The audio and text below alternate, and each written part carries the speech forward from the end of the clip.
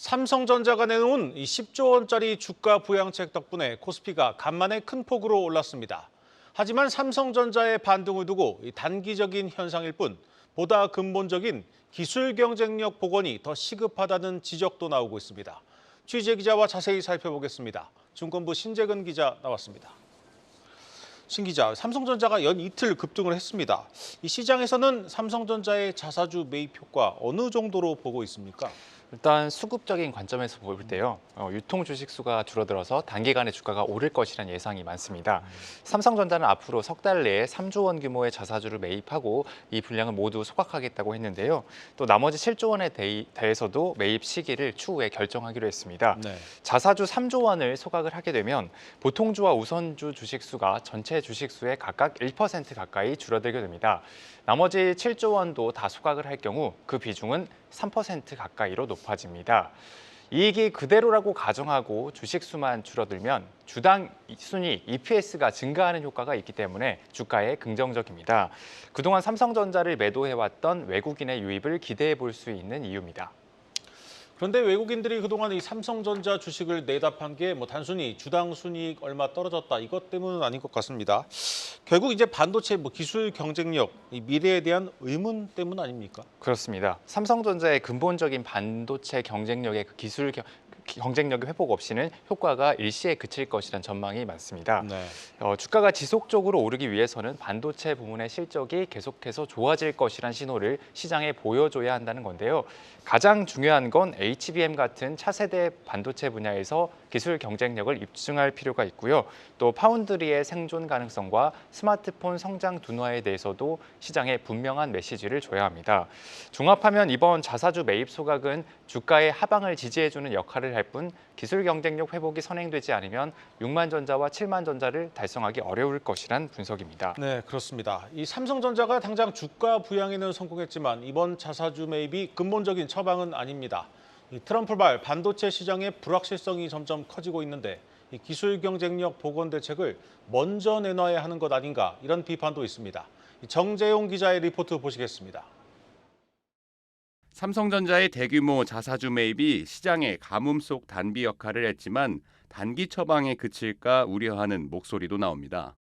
주가 급락의 원인이 됐던 반도체 기술 경쟁력 퇴보에 대한 제대로 된 대응책이 아직 마련되지 않았기 때문입니다. 이날 일제히 관련 리포트를 쏟아낸 증권사들도 같은 맥락을 지적합니다. 내년에도 범용 반도체와 인공지능 반도체 간의 양극화 심화가 예상되는 가운데 인공지능 반도체 기술력 복원이 어느 때보다 우선돼야 한다는 평가입니다. 실제 HBM 화랑 덕분에 SK하이닉스는 4분기 다시 역대 분기 최대 실적을 경신할 것으로 예상됩니다. 반면 부진한 범용 반도체 영향을 더 크게 받는 삼성전자의 예상 실적은 기대치가 낮춰진 상태입니다. 새롭게 들어설 트럼프 2기 행정부의 중국 견제 심화로 범용 반도체 중국 수출 비중은 앞으로 더 감소할 전망입니다.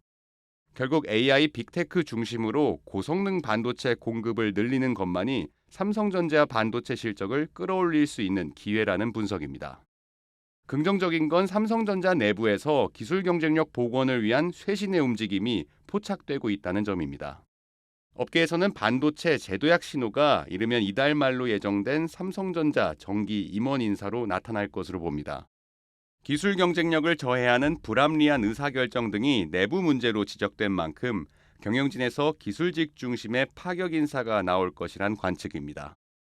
삼성 반도체 수장을 맡고 있는 전영현 부회장은 이날 기흥 차세대 R&D 단지 설비 반입식에서 반도체 재도약 발판을 다져 새로운 100년 미래를 만들겠다고 말하며 기술력 복원 의지를 다시 다졌습니다. 시장에서 삼성 인적 쇄신 결과가 내년 HBM4 등 인공지능 메모리 기술 경쟁력으로 증명되길 기대합니다. 한국경제TV 정재홍입니다. 오늘 삼성전자 주가가 뛰자 이 삼성그룹주도 덩달아 상승했습니다. 특히 삼성생명과 이 삼성화재 주가가 급등을 했는데 신 기자, 이건 왜 이렇게 오른 겁니까? 네, 그렇습니다. 먼저 삼성생명은 오늘 52주 신고가를 갈아치웠고요. 삼성화재도 10% 넘게 올랐습니다. 네. 삼성전자 주가가 오르면서 지분을 보유한 삼성생명과 삼성화재 모두 주가가 오른 것으로 보입니다. 일각에선 삼성전자가 자사주를 모두 소각을 하게 될 경우 금산 분리 때문에 삼성생명과 삼성화재가 보유한 그 삼성전자 지분을 매각을 해야 되고 그 매각 대금을 주주환원에 활용할 것이란 기대감도 제기되고 있습니다. 네. 금산 분리법에 따라서 금융자본이 소유하는 산업자본 지분율이 10%를 넘어가면 초과분을 매각하거나 금융당국의 허가를 받아야 하는데요. 이 내용은 장슬기 기자가 전해드리겠습니다. 삼성전자의 통 큰 주주 환원책에 따라 삼성생명도 이날 52주 신고가를 경신했습니다. 삼성전자의 자사주 매입과 소각에 따른 나비 효과로 삼성생명은 이날 11.48% 오른 10만 8,800원에 거래를 마쳤습니다. 삼성전자는 지난 15일 10조 원 규모의 자기 주식 취득 계획을 공시했고 그중 3조 원은 3개월 안에 전량 소각한다는 방침을 밝혔습니다. 삼성생명은 현재 삼성전자 지분 8.51%를 보유하고 있는 만큼 자사주 소각이 이뤄지면 지분율이 상승하고 이를 통한 기업 가치 상승도 기대되고 있습니다. 특히 삼성생명을 비롯해 삼성화재도 삼성전자의 지분 1.49%를 보유하고 있는데 금산법상 이들 보험사가 삼성전자 지분을 10% 넘게 갖게 되면 초과 지분을 매각해야 합니다. 향후 발생할 수 있는 지분 매각 차익이 주주 환원 재원으로 활용될 수 있다는 기대감까지 더해지면서 주가 상승에 힘이 더해진 것으로 시장은 보고 있습니다. 지난 2018년에도 삼성생명과 삼성화재는 삼성전자 자사주 소각에 따른 초과 지분을 동일 비율로 매각한 사례가 있습니다. 앞서 삼성생명은 지난 15일 IR을 통해 주주 환원율 50%를 목표로 올해 개선된 손익구조를 바탕으로 배당주로서 투자 매력도를 높이겠다고 밝힌 바 있습니다. 실제 삼성생명의 올 3분기 순이익은 전년보다 41.6% 증가하며 2016년 이후 약 8년 만에 3분기 누적 순이익 2조 원을 넘어섰습니다. 일각에선 당국이 발표한 새 국제회계 기준 가이드라인 적용에 따라 연말 지급 여력 비율 하락이 불가피한 만큼 밸류업을 위한 주주 환원책은 시기상조라는 관측도 있지만 삼성생명의 이익이 타사 대비 안정적이고 킥스 비율을 당국의 권고치를 크게 웃도는 190% 전후로 가져가더라도 주주 환원에 대한 부담은 크지 않을 것이란 전망이 지배적입니다. 한편 삼성전자 지분을 보유하고 있는 계열사 삼성화재도 이날 10.48% 급등한 36만 9천 원의 거래를 마쳤습니다. 한국경제TV 장슬기입니다.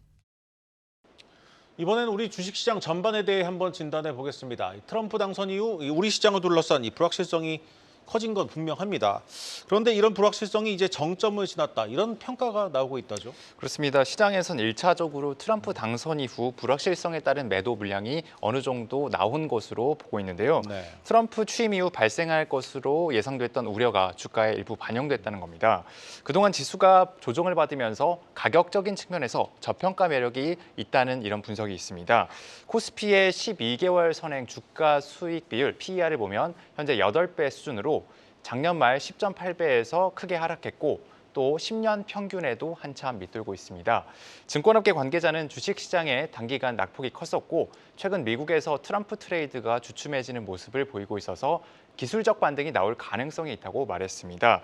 내년 상장사들의 이익 추정치가 올해와 비슷한 190조에서 200조 원 수준을 보일 것으로 예상되는 점도 가격 매력을 부각시키는 요인입니다. 때문에 트럼프 취임 이후 발생할 수 있는 불확실성보다 지금은 가격 매력에 좀 더 의미를 두고 연말까지 반도체와 자동차 등 대형주를 중심으로 매수에 나설 필요가 있다는 것이 시장의 대체적인 판단입니다. 이번 주 주목해서 볼 이벤트도 있는데요. 현지 시간으로 20일 미국 반도체 기업 엔비디아가 실적을 발표하는데 결과에 따라서 반도체 관련주 투자 심리에 영향을 줄 것으로 보입니다. 뭐 저평가 매력도 중요하고 기술적 반등도 중요한데 외국인은 오늘도 팔았습니다. 신 기자, 결국 이제 외국인 투자자들이 좀 돌아와야 우리 시장이 좀 본격적인 반등을 할 수 있을 것 같은데 어떻습니까? 네, 외국인은 오늘도 유가증권 시장에서 700억 원 정도 순매도했고요. 삼성전자도 2천억 원 가까이 팔아치웠습니다. 네. 국내 주식을 본격적으로 살 만한 모멘텀이 아직 없는 상태로 볼 수 있기 때문입니다.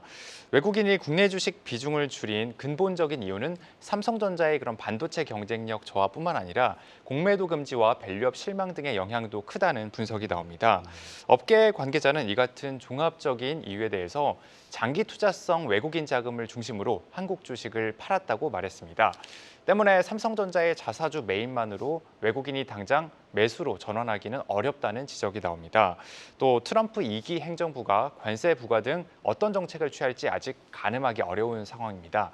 내년 1월 20일 트럼프 취임식 시점에 그 정책이 확정될 때까지 변동성이 매우 클 것이란 예상이 나옵니다. 밸류업이 본궤도에 오르고 내년 3월 공매도가 본격 재개되는 등 내년에야 외국인이 국내 주식을 본격 매수할 수 있는 여건이 마련될 것이란 보수적인 시각이 많습니다.